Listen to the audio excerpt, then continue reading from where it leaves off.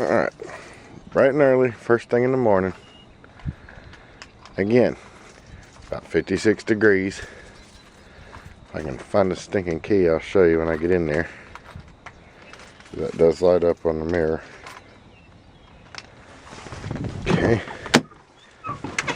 Everything's still the same. The only difference is it's morning time and the temperature's different. Now it's gonna make a liar out of me. Oh hell. That is really strange. Can't make up its mind if it wants to be dead or alive. It's nice that it's the other way around, but kind of confusing. Anyway.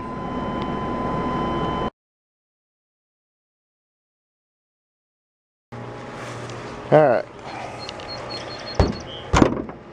Next page in this saga. Was told, well, first I'm going to check the oil based on some of the stuff that I heard yesterday out of the comments. But there's also something else that I'm going to try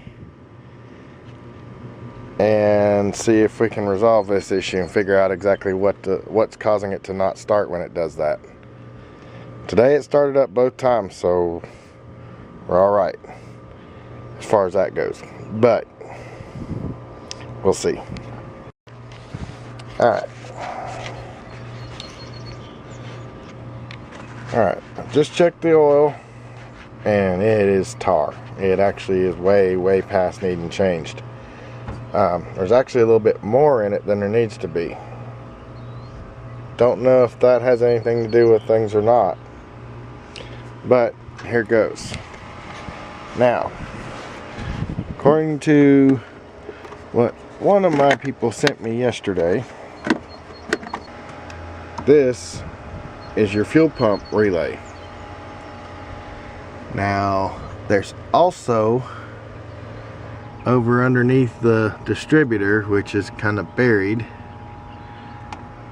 there's a secondary that's supposed to keep the truck running if this relay were to fail. Sometimes the secondary goes out. It's like a oil pressure fuel switch that allows it to keep running in the event that this actually dies, this relay. Now, in order to test to see if that's actually what's bad, you need to start the truck up and pull this fuel pump relay out and see if the truck stays running. Now, it does crank up. I cranked it up before I got started recording to warm it up and get the oil all circulated through the truck. Alright, running. Ha ha ha. Bingo. Should have stayed running when that relay was pulled, which tells me that that other sensor is bad, and that could very well be why this thing's not starting all the time. Now, it screwed me up this morning because I expected to come out and hit 56 degrees and not be able to crank the truck up and it run like it should, or not be able to crank it up at all. It's cranking just fine. Battery's holding the charge just fine. There's no corrosion built up on the terminals. Of course, it does look like it's got a motor oil leak. Oh no, that's where it's spilled over from filling it. Somebody doesn't clean her motor as much or as well as I do mine. But that answered one of my main questions, because I was actually sent, and honestly, I'm sorry I don't remember the name right now, but I was sent a link to a gentleman's video that had a customer, one of his customers brought in a truck with the same issue, And he showed right there on the video it just would not start.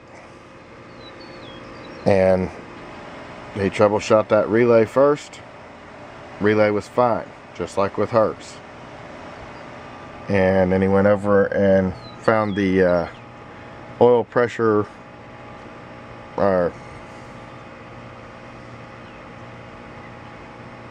the fuel pressure, I forget how it's named exactly. Anyway, it's over attached underneath the distributor, or right there by the distributor, which means it's also going to be kind of fun to get to. I have not checked the cap or the rotor, because like I said, it does crank up and run just fine. It could very well still be something like the cap, getting condensation in it when it's cold and it's been wet out. But what I'm going to check first is that other sensor. Supposedly that sensor is really easy to get to. I don't know because I don't see it currently. I may be looking dead at it and I'm not real sure because I'm not crawling up in this truck. I'm still in my work clothes. But at least now we know that that is what caused the problem. And I'll put a link to the first of the 2 videos that I was sent a link to yesterday. And it was kind of informative. And I'm glad the gentleman did it. And I told him thank you in the comments. But now I know what the issue is with this one, I'm pretty sure. Like I said, it could still be the distributor and the rotor button. It's not the battery. The battery's fine. But more than likely it's that secondary, that oil pressure, fuel relay, or whatever it is, fuel sensor. I don't even remember what it's called exactly. But so what I'll do is pull that out and test it just like the gentleman in the video did, to make sure it's actually bad and not just clogged up with something. And if it is, I think he said it was like $8 or $9 to go get a new one, and I'll just replace it. And then this thing will be roadworthy again and just needing a good cleanup, which we do need to tackle because it's getting a little crusty.